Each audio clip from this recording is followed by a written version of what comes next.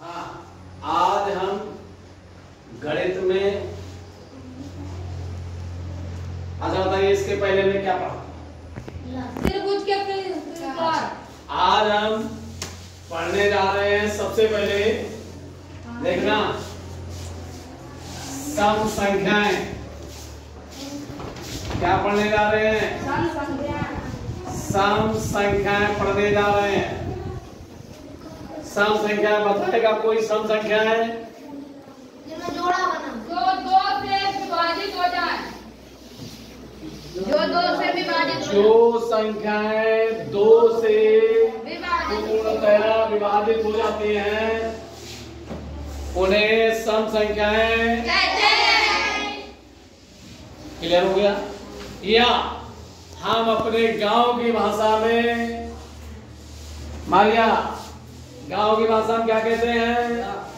जिन संख्याओं में दो का पूरा पूरा भाग चला जाए उन्हें हम सम संख्याएं कहते हैं। तो सम संख्याएं सबके क्लियर है? हाँ। जिन संख्याओं में दो का भाग चला जाए, पूरा पूरा भाग चला जाए, या अच्छी भाषा में सूरत बताएंगे खड़े होकर के सम संख्याएं किन्हें कहते हैं? जो दो से पूर्णतः विभाजित हो जाए, जो संख्याएं दो से पूर्णतः विभाजित हो जाती हैं सम संख्याएं। जैसे उदाहरण देखिए, 2, 4, 6, 8, 10, 12, इसी प्रकार आप लिख सकते हैं। अब आप पढ़ने जा रहे हैं विषम संख्याएं। विषम संख्याएं जो एक और अपने आप से जिसमें तो दो का एक मिनट हाँ बताइए। जो एक और अपने आप से खड़े होकर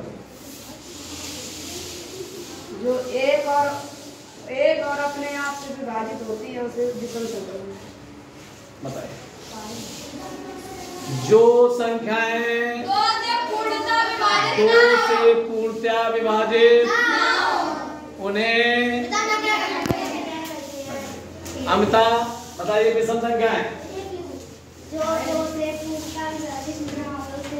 या हम अपने गांव की भाषा में जो संख्याओं में दो का पूरा पूरा भाग ना जाए उन्हें हम विषम संख्याएं कहते हैं। उदाहरण 1, 3, 5, 7, 9, 11, इसी प्रकार से डाट डाट हम लिख सकते हैं।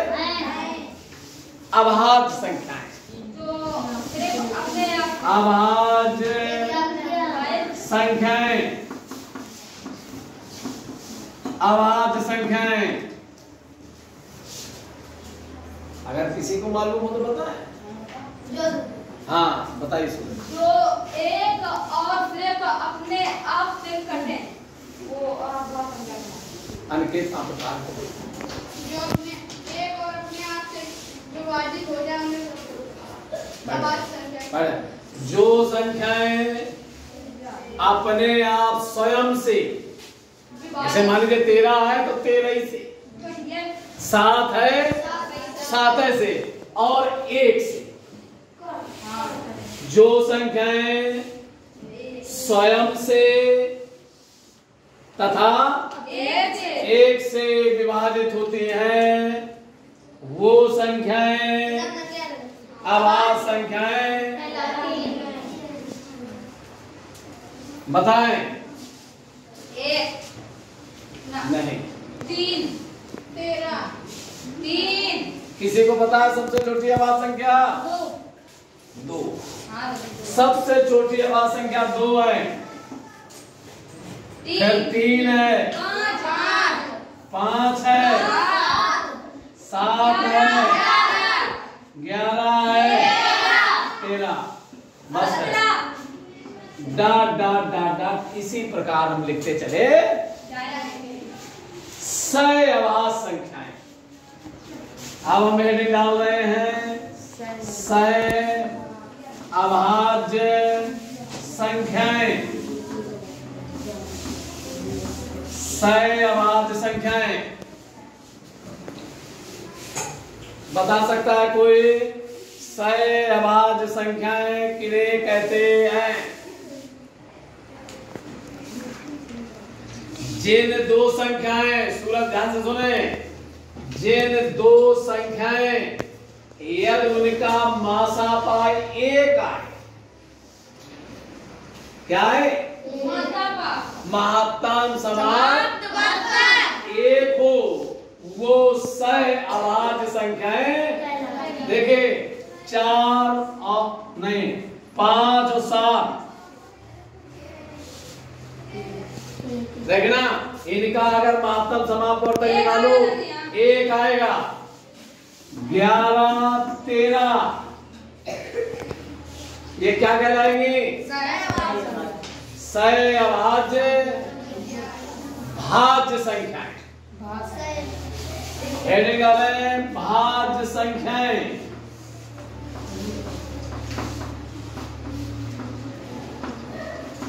भाज्य बताएंगे भाज्य संख्याएं किसे कहते? जिन संख्याओं में भाग चला जाए, जो संख्याएं विभाजित हो जाती हैं वो संख्याएं। बताइए 4 में भाग चला जाएगा सब में? देखो 4 में चला जाता, 2 तो अभाज्य संख्या है। और बोले 6 8 9 3 का 9 10 चलिए ये कौन संख्याएं हैं? अब मैं पढ़ने जा रहा हूं अपवर्त। क्या पढ़ने जा रहा हूं गणित में? अपवर्त।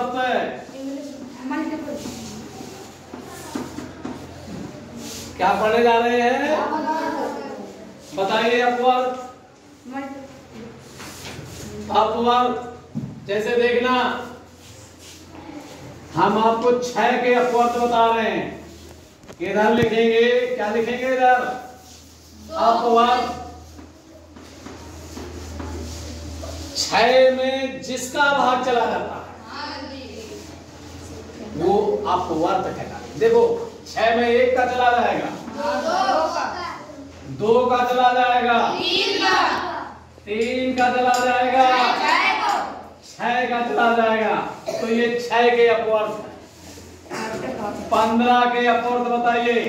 1 है, 3 है, 5 15।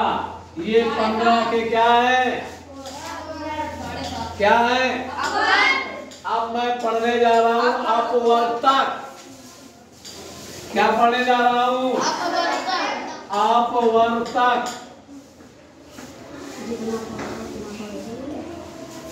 अपवर्तक सुनिए, जो अभी अभी ये बता रहे थे, अपवर्तक कोई अंग्रेजी में मल्टीपल या हिंदी में गुणज कहते हैं। क्या कहते हैं? देखना 3 के हम क्या बता रहे हैं? अपवर्तक। देखना 3 6 9 12 15 18 इसी प्रकार से। तुमसे कोई कहे 4 के अपवर्तक बताइए। 4 8 12 16 20 इसी प्रकार लिख सकते हैं। कोई तुमसे कहे 7 के अपवर्तक बताओ। 7 14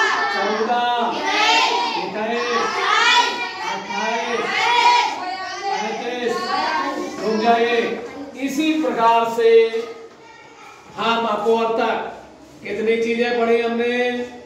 सम संख्याएं, विषम संख्याएं, आभास संख्याएं, सहअभास संख्याएं, भाज्य संख्याएं, अपवर्त और अपवर्तक पढ़े। जब आप अपवर्त और अपवर्तक अच्छी तरीके से जान जाएंगे, इसके बाद हम आपको लघुत्तम समापवर्तक पुनः पढ़ाएंगे। वैसे पढ़ा हुआ है।